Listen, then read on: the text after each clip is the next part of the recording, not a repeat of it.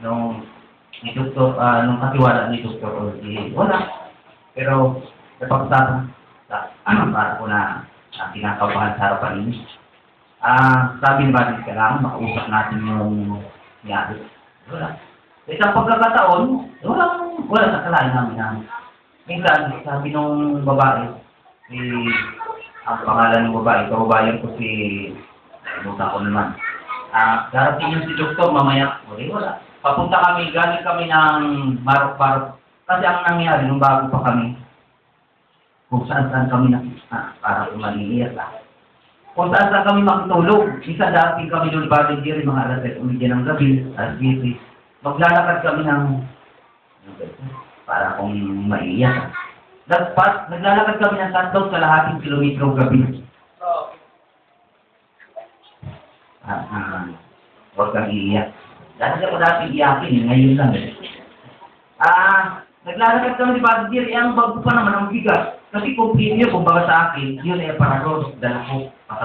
Minsan nga, sa bigas, kumakainin ako. Lalakarin mo ating mga 7, malating kami doon, mga halos, malapit na mag-alas 8. Minsan, bibili kami ng ulam. Bit-bit ko yan, udalan Volunteer, bigas. Nakanta kami doon, kanta-kanta kami. Ang pinakatakutan, di ba, aswang, kahit sila si Manubong doon, mula ng pagkabata, di pa makasalubong na aswang. Ang pinakatakutan ko lang, masalubong namin ang SPA. Dahil pag nakasalubong namin yun, hindi ko na alam. Saan kami ibabaon. Yun ang, sa akin lang, bahala na Lord. Ibigay ko yung buhay ko sa iyo. Parang nakasiyan.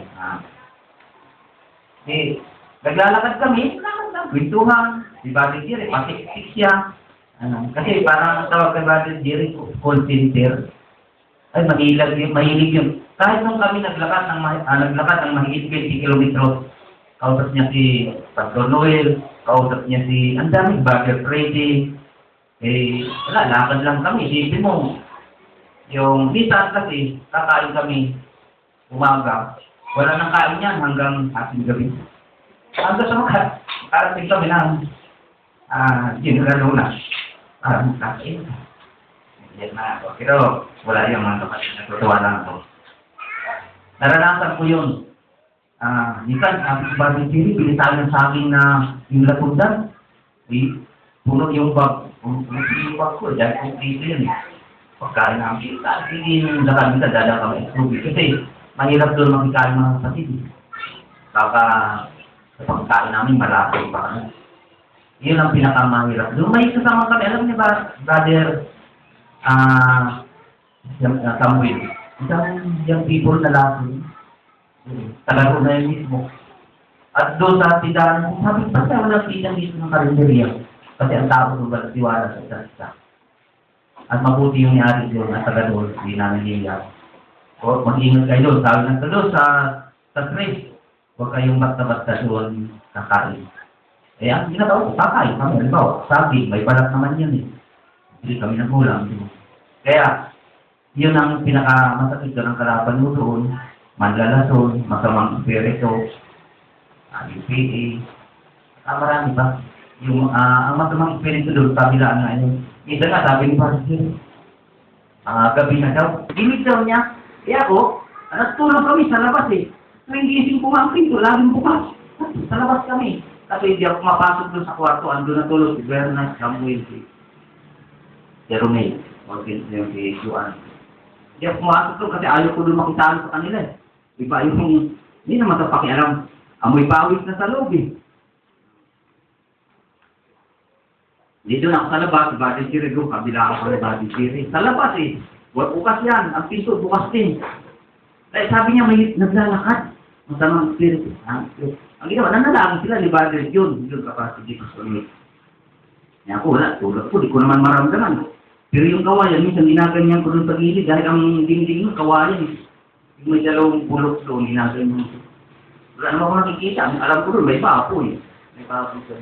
Pero yung matapos na, ano yung masamang spirito na yun? Kasi doon, maraming sinasapian. Kaya kung gusto yung mga kapatid, pasapi, minsan, magkasiyang kayo doon. Masamang spirito. Doon, kabilaan doon, si Romel, si Samuel. Yung kabilaan namin, ganyan, bahay niya yan. Tapos yung bahay niya, may mga sabi. Minsan nga, sabi niya, di ba, alam mo, yun, ayaw may sabi niya, ang ganda lalaki pala. Pero sabi niya, ang tingin sa kanya, talaga nag-aapoy daw yung mata. Tapos, yun, parang galit na maglalakad yun. Sa gabi, nagsisigaw yun. Kaya, ang lugar na yun, naikwento sa akin din, nung taga roon, na yung lugar ay sininteryo dati. At sabi niya, maraming masamang espiritu. At meron doon ang ilog ng Mangklero, tawag nila. Meron doon babae, nagigib lang, parang ganyan. Dala yung anak niya hapon. Eh, siyempre, balon, pag-igib niya, pinatayo daw niya yung anak. Tapos kumalog siya. Habang siya nagpasal, tinitingnan niya yung anak niya. Pag pumunod balik, pag tingin niya, umiyak yung bata. Tinakbo niya, binitbit niya. Pag bitbit niya doon sa bata, magaan na. Pag tingin sa bahay, patay niya yung bata. Ganun kabak, anong daw ang pandun? Mga espiritu. Yun ang nangyari hanggang sa, wala eh. Ganun talaga, sabi ko, di ko rin alam bakit ako napagpatun. Hanggang sa, umabot kami ni Padre Jerry, hanggang sa, ngayon, papunta siya ng, sabi nga, wait, doon sa Tagum Talisay, San Francisco. Tapos, ako naman, papunta ko dito, north. Kasi pabalik kami ng General Luna. May dalawang kwando, simbahan ng Pentecostal. Kaya dito nabasa ko yung Pentecostal. Dati, gano'n ang kalagayan nila doon. Dati, pa silang tawag dito yung panahon ng Laodicea. Sila yung mga ayos, maganda ang nananamit nila pati buhok. Ngayon, sabi ni Bobby Branham, ngayon, ang mga Pentecostal, pugot na eh. Pugot na yung buhok. At yung mga damit nila, hapit-hapit sa katawan. Isa may pinuntahan siya na isang iglesia, nagtakbuhan yung babae, bakit? Dahil ang damit, 1550 at hapit-hapit. Sabi ko maganda pa sa akin. So, binasa ko itong booklet na ito, Ephesians chapter 8 ito sa English, pero mabuti sa may Tagalog. Ephesians chapter 8, ang kapanahonan ng iglesia ng Ephesus. Maganda pa tayo sa Tagalog sa English. Kaya doon sa amin, hanggang sa itong huli, ang maganda na. Doon sa napunta namin, hati na kami ni Padre Jerry, kahit kulang na ang pa namin eh. Yung, sabi nga, ang manggagawa kulang na doon. Doon ako sa San Juan, San Narciso. Ako doon ang pastor doon, kababayan ko rin. Pastor John Arizubal. Sabi niya sa akin, ang pamumuno doon sa iglesia, doon sa kanila, sige Padre John, ikaw ang bahala. Ang mahirap lang doon, nabot sila ng alauna, mga kapatid. Yun ang planang, hindi ako gustong makialam, kaya lang sa suggestion. Iksian yung service. Ang galauna eh. Kasi mabay-mabay kanina.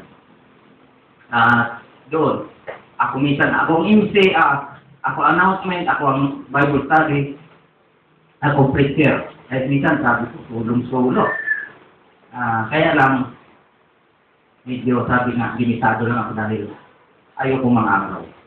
At yun lang mga kapatid, kayo naman, may 8 minuto pa. Meron pala tayo 8 minuto.